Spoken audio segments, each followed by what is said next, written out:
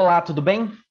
Seja muito bem-vindo à nossa 12ª aula de noções de direito do pré-ALMG do Aprobare. Bom, de onde estamos vindo recentemente, né? Nós estamos em processo legislativo.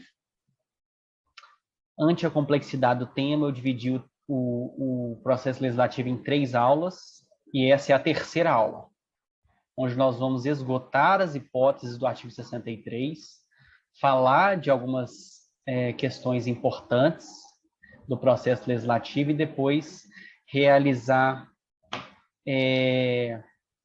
juntos aqui algumas questões do concurso. Ok? Preparados? Foco total? E vamos embora. Processo legislativo estadual, Constituição estadual, e o artigo 63 traz as hipóteses, as espécies, né, legislativas que a gente tem. Emenda à Constituição, lei complementar e lei ordinária já exaustivamente tratados. E agora nós vamos terminar com a lei delegada e a resolução.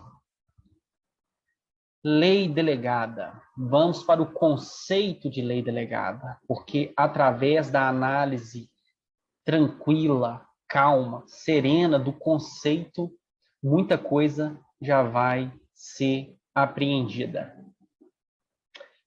A lei delegada é aquela feita e decretada pelo governador, após a autorização dos deputados.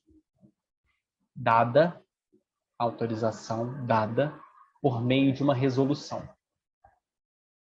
O governador solicita a autorização e, em caso de obtê-la, ele mesmo elabora e decreta a nova lei. Pela leitura do conceito, então, a gente entende o nome. Lei delegada, porque a Assembleia delega ao governador do estado a elaboração da nova lei. Perceba que essa delegação da Assembleia para o governador é precedida de um pedido do governador para a Assembleia. Então, lei delegada é aquela feita e decretada pelo governador após a autorização dos deputados. Essa autorização que é dada pelos deputados para que o governador elabore e decrete a nova lei, ela tem a forma de uma resolução. Por que eu estou destacando isso? Deixa eu voltar aqui, porque a resolução é a nossa quinta espécie. Então, são proposições distintas. Lei delegada é uma coisa e resolução é outra. A questão é que, quando o governador solicita a autorização da Assembleia para ele mesmo editar, decretar uma nova lei, essa lei que ele mesmo fizer vai se chamar lei delegada. Contudo, a autorização que a Assembleia dá para ele dizendo pode elaborar essa lei, ela vai por meio de uma resolução e não por meio de uma lei delegada. Lei delegada é o fruto, é o produto final da construção do governador. Ok? Vamos lá. O artigo 72 da Constituição, ele traz a definição da lei delegada, que é: as leis delegadas serão elaboradas pelo governador do estado por solicitação à Assembleia Legislativa. O governador solicita, a Assembleia delibera. Se ela autorizar, ela vai fazer por meio de uma resolução, e essa autorização chega no governador e ele tem, então, poderes para ele mesmo criar e decretar a nova lei. Ok? Antes de falar o que não pode ser delegado, eu queria falar do objetivo. A vantagem da edição de leis delegadas em relação ao processo legislativo ordinário, ou seja, em relação à lei complementar, lei ordinária, é a agilidade no disciplinamento da matéria. Isso, o Instituto da Lei Delegada é para dar a agilidade, ok?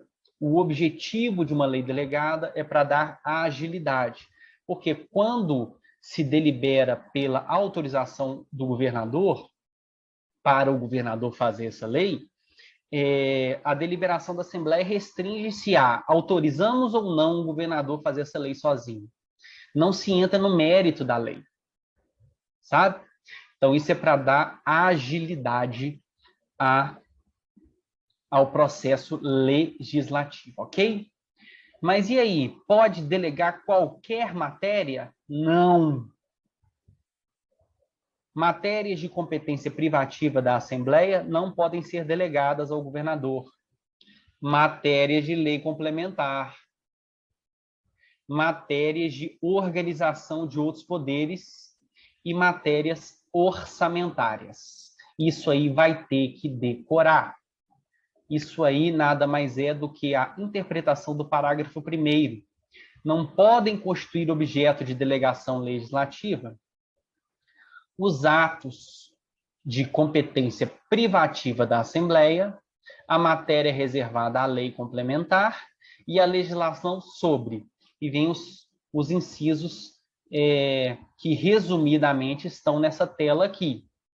Isso aqui é para você entender os incisos. O inciso 1, organização do Poder Judiciário, MP, Tribunal de Contas, a carreira e a garantia de seus membros, bem assim a carreira e a remuneração dos servidores de suas secretarias, planos plurianuais, diretrizes e orçamentos, e etc. Veja bem, se a ALMG, se a Assembleia atender à solicitação do governador do Estado, a autorização irá sob a forma de resolução, que é a nossa quinta espécie do processo legislativo, tá bom? Cuidado, a resolução é a autorização, não é a lei delegada em si. A lei delegada é o produto final que o governador vai produzir sozinho. Olha a dicção do artigo. A delegação ao governador do Estado terá a forma de resolução da Assembleia Legislativa, que especificará seu conteúdo e os termos de seu exercício. Especificará o conteúdo da autorização, ou seja, estamos autorizando o governador a elaborar leis sobre isso, nesses termos. Entendeu? Ok. Olha só que interessante. A lei é feita, ela é elaborada e decretada pelo governador do Estado. Mas nessa autorização que a Assembleia faz, que é sob a forma de um requerimento, pode ser pactuado que, depois que o governador acabar, o produto seja enviado para a Assembleia para uma aprovação. Não precisa toda lei delegada vir para a Assembleia, até porque a razão da lei delegada é dar agilidade. Ou seja, o governador faz e ela entra em exercício diretamente. A questão é que a autorização pode conter uma chancela da Assembleia. E se ela contiver essa chancela, lembra que o objetivo é dar celeridade, né? A chancela máxima tem que ser com votação única, ou seja, votação em turno único. E vedada a Assembleia emendar, alterar esse projeto. Entendeu, gente? Se a razão é dar agilidade e existe uma exceção em que a Assembleia vai apitar, vai chancelar a lei que vai ser elaborada pelo governador sozinho, caso entremos nessa exceção, a lei diz: se a resolução determinar a apreciação do projeto pela Assembleia, esta o fará em votação única, vedada qualquer emenda. Ou seja, a regra é que a Assembleia não aprecie o projeto. O governador pega a autorização e faz a lei delegada e a lei entra em vigor. Pode, excepcionalmente, se a Assembleia quiser, claro que é para assuntos mais delicados, né? Vamos dar autorização para o governador, mas eu queria, a Assembleia falando, né? Eu queria chancelar essa lei. Se ela utilizar dessa chancela, não pode ser votação em 2 turnos, não pode ter emenda, não pode ter modificação. Essa vai ser em votação única, vedada qualquer emenda. Então, cuidado, se a resolução quiser, pode determinar que, após a elaboração da lei pelo governador, a Assembleia possa ser ouvida em votação em turno único. Ok? Bom, veja bem, quórum. Se for utilizada essa situação da Assembleia chancelar ou não a lei delegada que foi feita pelo governador, o quórum vai ser de maioria simples. O que é maioria simples, gente? Aprovado com voto favorável da maioria dos presentes. Estando presente 39 deputados, com 20 votinhos, já dá para aprovar a lei delegada que foi elaborada pelo governador e que continha na autorização a chancela da Assembleia. Ok? Fechado? Gente, aproveitar a oportunidade aqui, recebi algumas dúvidas e eu quero deixar claro. A regra sobre quórum está no artigo 55. As deliberações da Assembleia e suas comissões serão tomadas por voto aberto e, salvo disposição constitucional em contrário, por maioria de votos presente a maioria de seus membros. O artigo 55 está demonstrando que a regra é maioria simples. A regra é essa. Estando presente a maioria dos membros da Assembleia, 39, a votação é pela maioria de votos, 20. Aqui está a regra da maioria simples. Quando a Constituição quer dizer o contrário, ela fala a expressão maioria absoluta, ou então ela fala maioria dos membros da Assembleia. Ok? Que é muito diferente de maioria de votos, presente a maioria dos membros. Maioria de votos presente a maioria dos membros da Assembleia, os 39 não são para votar sim, são para a proposição ser submetida à votação. Condição de procedibilidade, para poder votar. Tá bom? Agora, quando a Constituição diz maioria absoluta, para o quórum, é que precisa de 39 votos, sim. Ou quando ela fala maioria dos membros, ou seja, está relacionando ao conteúdo total da Casa Legislativa de 77 deputados. Ok? Bom, pela lógica, vamos pensar. Nas leis delegadas, a sanção ou veto pelo governador do Estado, lembra que na lei complementar, na lei ordinária, depois que a Assembleia aprova, envia-se para o governador sancionar ou vetar aquela nova proposição legislativa. Na emenda constitucional, a gente sabe que isso não existe, porque por uma razão muito simples, porque a emenda constitucional é promulgada pela mesa da Assembleia. E nas leis delegadas, por tudo que a gente conversou até aqui, haveria razão, sentido, lógica, governador sancionar ou vetar uma lei delegada? Me ajuda aí, né? Claro que não. Por quê? Porque ele mesmo irá elaborar a lei. Ele mesmo irá elaborar a nova lei. Ok? Ah, professor, mas se tiver aquela situação de, na autorização, ter a chancela da Assembleia. A chancela da Assembleia, a nova lei delegada, vai ser sim e não. Se essa decisão da Assembleia não volta para o governador para ele sancionar ou vetar a decisão da Assembleia sobre dar ou não chancela. Não, tem nada disso. Não complica as coisas, não. Só pensar. A lei delegada ela é feita pelo governador do Estado. Ele vai vetar ou vai sancionar uma lei? Qual que vai ser a opinião sobre a lei que ele mesmo Fez. Não faz sentido o Instituto. E, no caso excepcional da lei delegada, for autorizada por meio de resolução que continha apreciação da Assembleia depois, que vai ser feita por votação por maioria simples, em turno único, como a gente acabou de ver. Essa decisão da Assembleia, essa chancela, não vai novamente para o governador para um crivo de uma sanção ou veto.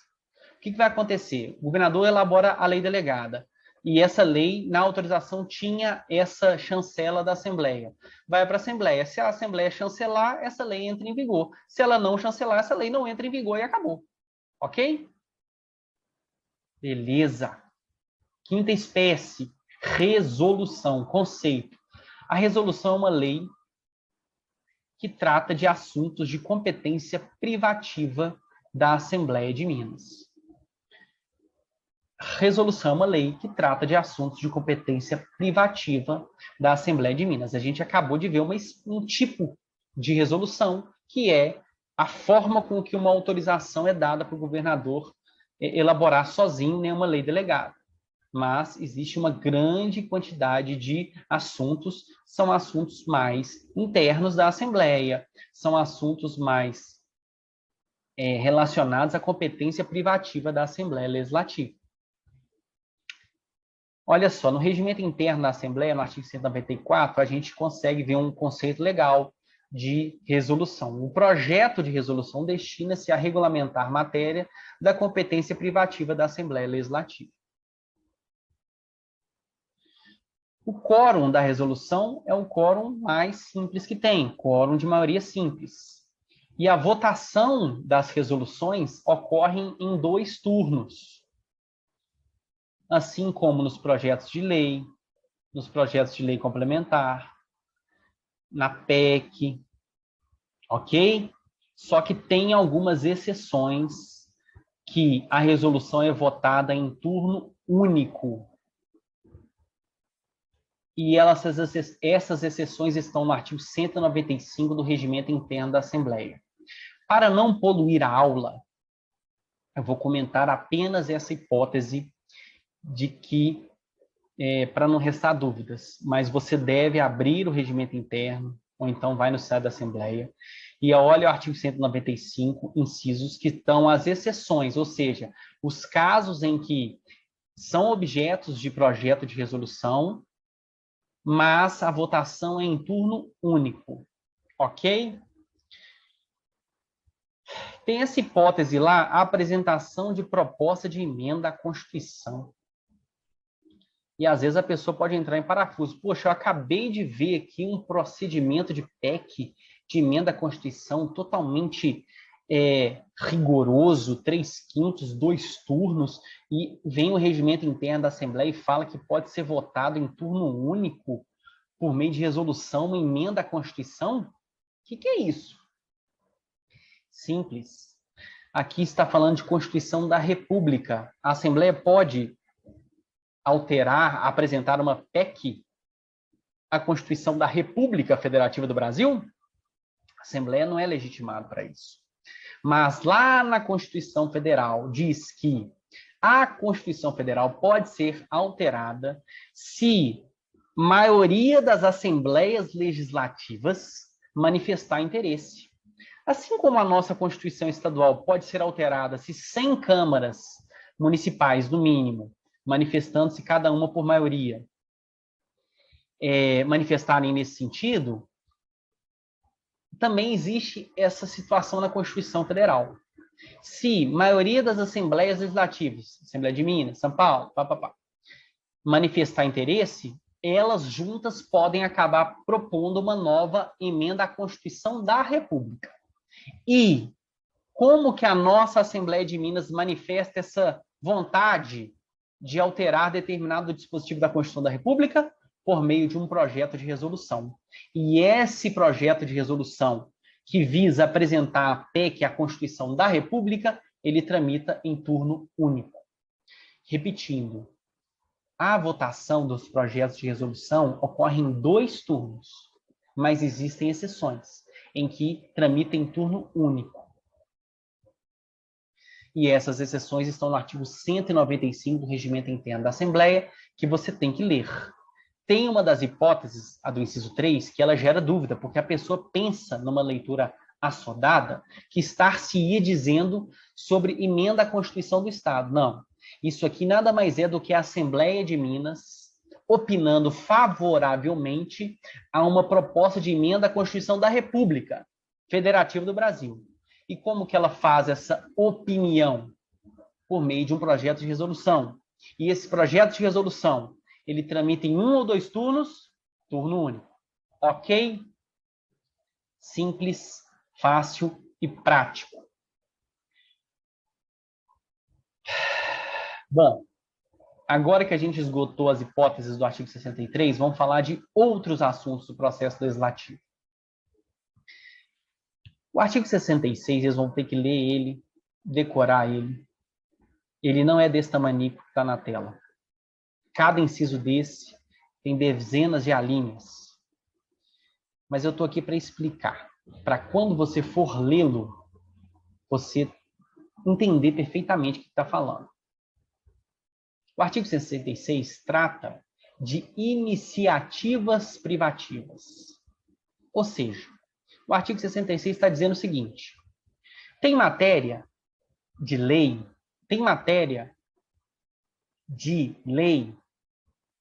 que,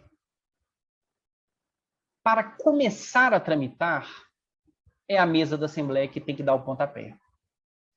Outras tantas é o Tribunal de Contas, por meio de seu presidente.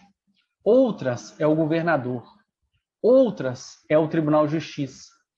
Outras é o Procurador-Geral de Justiça, que é o ápice do representante do Ministério Público.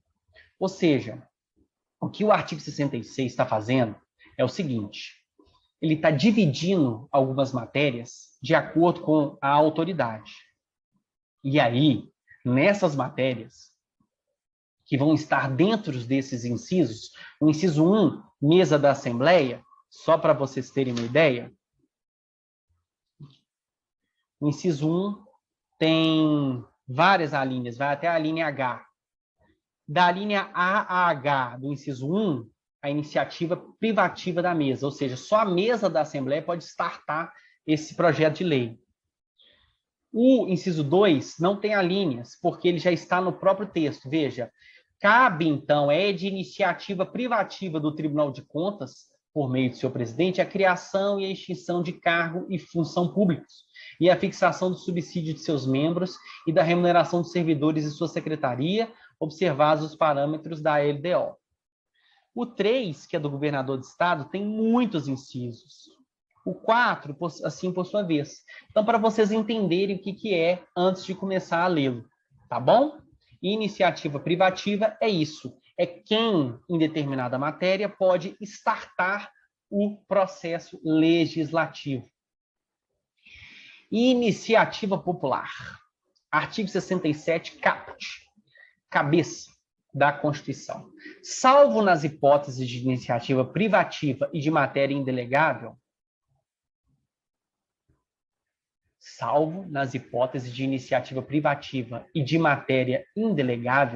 previstas nessa Constituição, a iniciativa popular pode ser exercida pela apresentação à Assembleia Legislativa de projeto de lei, subscrito por, no mínimo, 10.000 eleitores do Estado, em lista organizada por entidade associativa legalmente constituída, que se responsabilizará pela idoneidade das assinaturas. Das assinaturas, no máximo 25% poderão ser de eleitores alistados na capital do Estado. Vamos lá. O que o artigo 67 está trazendo é a personificação que o poder emana do povo. Por quê? É uma hipótese de democracia direta. É uma hipótese que o cidadão pode, junto com outros 9.999, juntos, propor um projeto de lei. Propor um projeto de lei por iniciativa popular, repito, é um dos uma das características do ápice da democracia direta. Por quê? O poder é exercido pelo povo. Agora, cuidado. Propor um projeto é diferente de aprovar uma lei. A lei de iniciativa popular, cujo projeto é proposto pelas pessoas, pelos cidadãos, ela não quer dizer que conseguindo as 10 mil assinaturas virou lei. Não é isso. Isso é o projeto. O projeto pode nunca ser pautado. O projeto pode ficar parado na Assembleia. E a iniciativa popular já foi exercida. Ok? Vamos a algumas observações. Todos aqueles temas do artigo 66 que a gente acabou de falar, que é um artigo que divide alguns temas em algumas autoridades, alguns órgãos, aqueles temas não podem ser objetos de lei de iniciativa popular. Nem matérias que a Constituição diz que são indelegáveis. Lembra que aquelas matérias de delegação legislativa que não podem ser delegadas?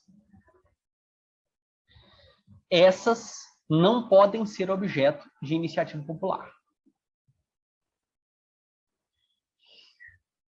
Bom, a subscrição de, no mínimo, 10 mil eleitores tem que ser melhor explicada. Por quê? Eleitor é aquele que está com a sua capacidade eleitoral ativa, ou seja, está com título de eleitor devidamente registrado e já sem nenhuma pendência, ou seja, quem não é eleitor não pode contabilizar nessas assinaturas. São 10 mil eleitores, ok? Eleitores. Se a pessoa não tem capacidade eleitoral ativa, menores de 16 anos, por exemplo, eles não podem votar. Então, eles não podem ser contabilizados nesse projeto de lei. Pessoas entre 16 e 18 anos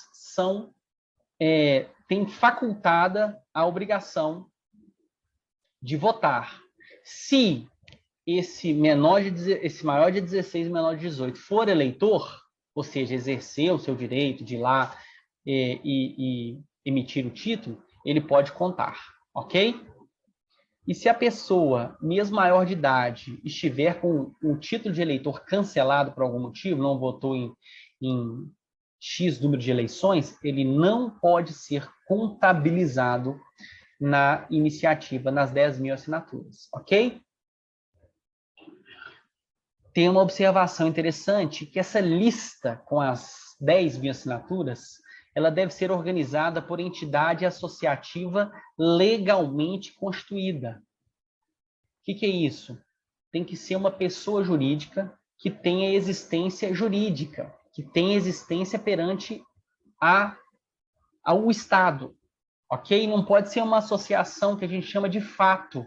Eu, você, uma coisa sem registro. Tem que ser legalmente constituída. E essa associação vai se responsabilizar pela idoneidade dessas assinaturas. Ela vai fazer a conferência. Ok? O parágrafo 1º traz uma observação importante, que, no mínimo, essas assinaturas têm que ser colhidas, né, dentre eleitores mineiros, dentre pessoas que têm título de eleitor e que residem em Minas Gerais. Só que 25% no máximo pode ser de eleitores que são alistados, ou seja, que tem zona eleitoral definida na capital do estado. Isso é para tentar pulverizar, para ser uma vontade geral que aquele projeto de lei seja iniciado, ok? Iniciativa popular é isso. Bom, vamos agora para a resolução de questões, que a gente vai conversar sobre mais alguns pontos, ok? Olha essa questão aqui. da Assembleia Legislativa de Minas Gerais do ano de 2014. Olha que questão bonita. Vamos tentar resolvê-la? Professor, já estou vendo aqui que tem um termo aqui que a gente não estudou. Vamos conversar sobre essa questão, porque é o seguinte, como você sabe, a proposta do módulo básico é aquele conhecimento mínimo. Só que, porque a gente está esperando o edital ser publicado.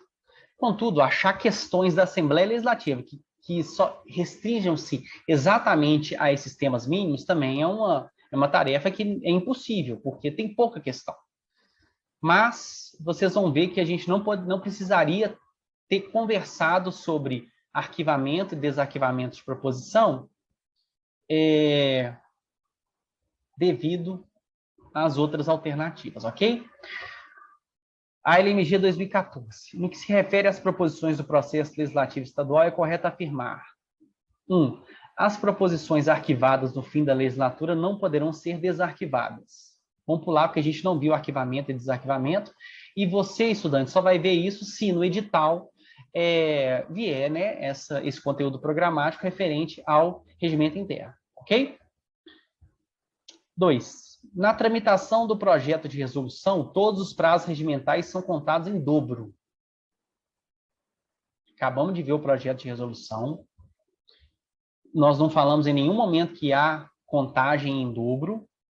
Inclusive, pela simplicidade do projeto de resolução, o que a gente vê é que existem projetos de resolução que têm um turno único de votação.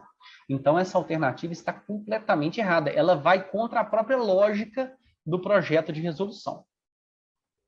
A proposta de emenda à Constituição será aprovada se obtiver 3/5 dos votos dos membros da Assembleia Legislativa.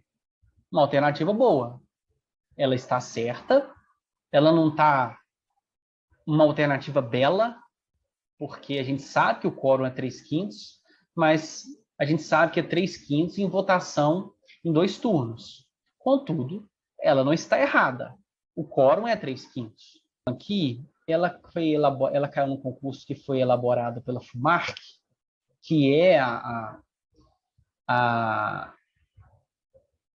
banca organizadora do concurso anterior, e eu achei ela bem interessante, porque ela é de processo legislativo, e a gente pode revisar alguns termos aqui já estudados.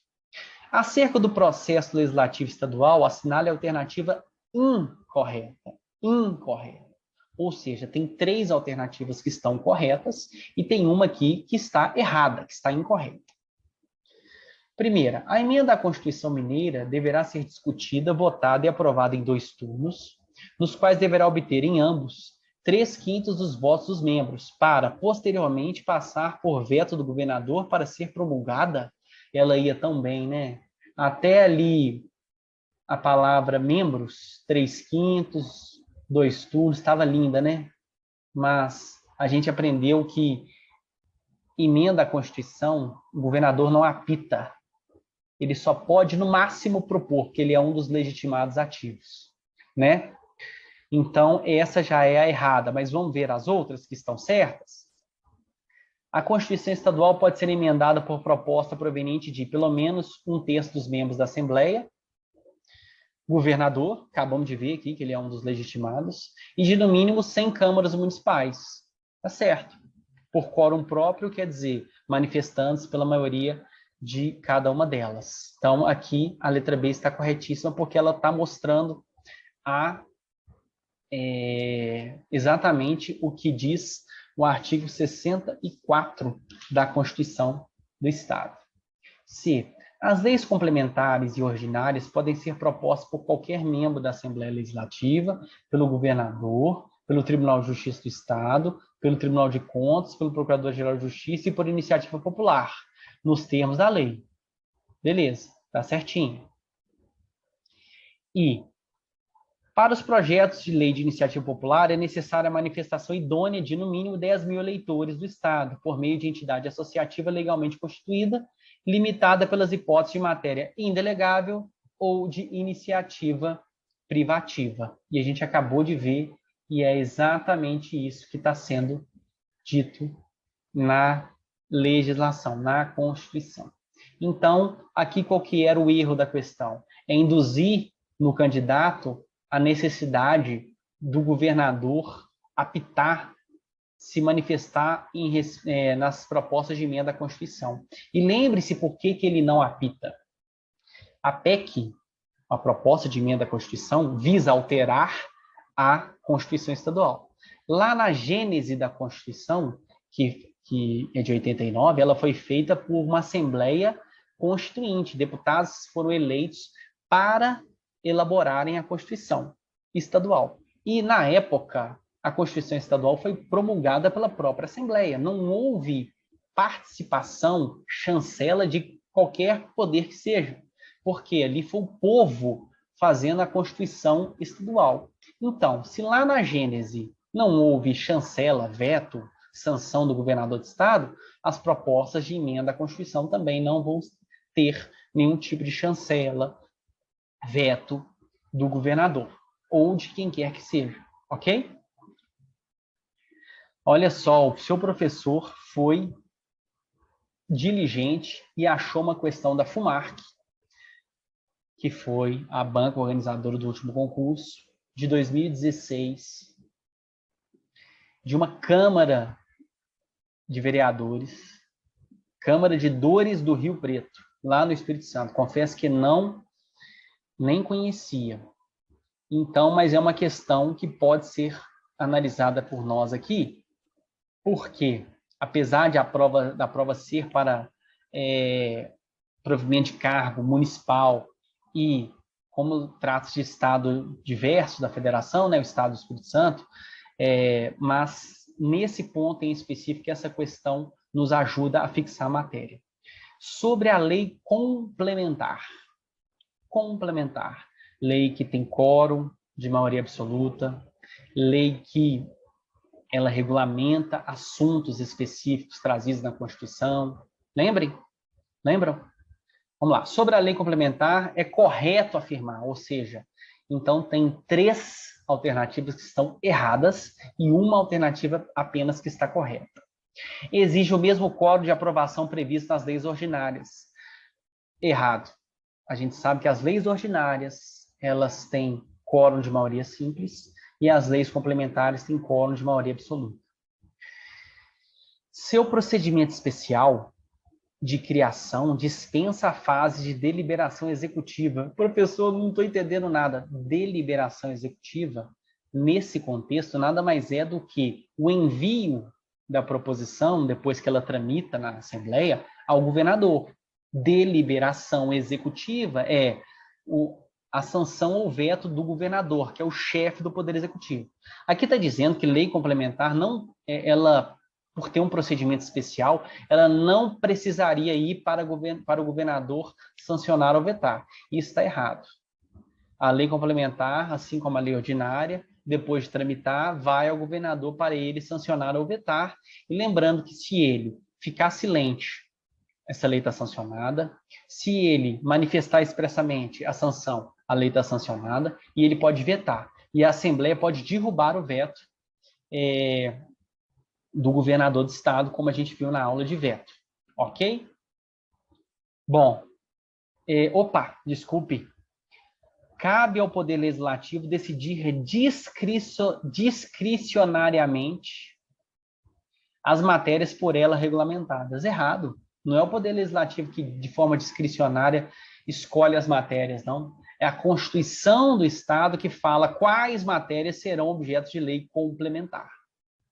Letra D, e vocês viram aqui porque escapuliu, que é a correta. Distingue-se a lei complementar da lei ordinária em razão da exigência de aprovação por quórum de maioria absoluta e da previsão expressa das matérias por ela regulamentadas. Isso. Essa previsão expressa é pela própria Constituição que vez ou outra diz: essa matéria será regulada por lei complementar. Ok?